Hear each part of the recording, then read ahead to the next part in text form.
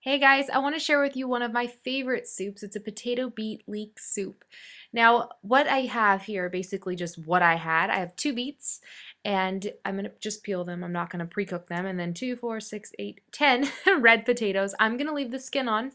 And you can use a different kind of potato, it doesn't matter. And I happen to have 3 leeks, so I'm going to use all 3 of the leeks. A box of the chicken broth, and then the rest of what you're going to need is just salt, pepper, and some thyme. So the first thing you're going to do is cut up your leeks. The best way to do it is to cut off the green and then cut in half the white, rinse it out really, really good, and then just cut it up as you see here. It'll naturally fall apart like that. But you want to make sure you rinse it well because leeks can tend to be pretty dirty, or sometimes you get really clean ones. So now you're going to add a little bit of oil to the bottom of your soup pot and add your leeks. You're going to continue to saute your leeks until they're nice and soft. As you can see, I have some not perfectly cut pieces. It's no big deal. You're going to be pureeing it all at the end anyways. Now cut up your beets and your potatoes. Again, peel the beets. Cut them slightly smaller than your potatoes. And you can, like I said, use different kinds of potatoes. You can peel them. It's up to you completely. Add your chicken broth once your leeks are nice and soft, and then fill up your container with water and dump it in. I'm being lazy because this way I don't have to rinse it out for the recycle. So now it's ready to recycle, but also you're going to need about that much liquid once again. So you could use more vegetable broth if you like. You could use less. It's up to you. Add the rest of your veggies, and now it's time to season.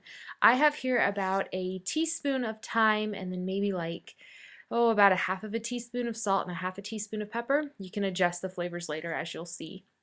Now, once you've dumped all your seasonings in and given it a nice stir, you're going to bring the soup to a boil, and you're going to continue to boil it until the vegetables are nice and soft. As you can see, the potato here is literally falling right off my fork, ready to go, kind of like mashed potato style.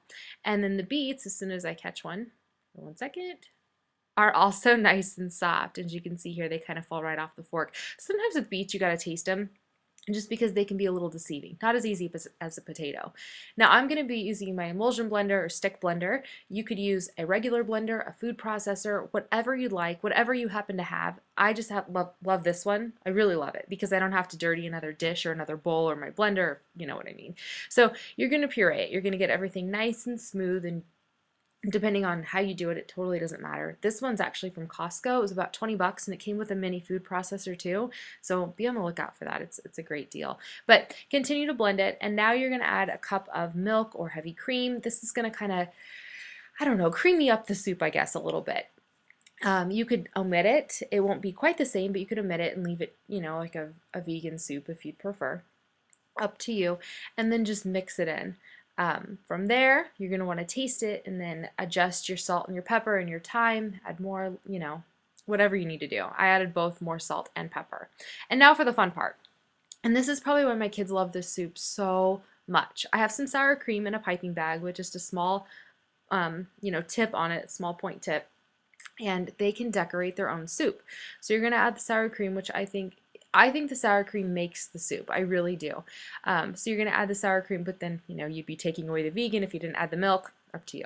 But yeah, you can add the sour cream, do fun shapes. You can put their names on it. Valentine's Day is coming up. You could put lots of cute hearts on it, whatever you'd like, or you can just put it on like this. So anyways, I hope you guys enjoyed this recipe, and let me know if you have any questions. Bye.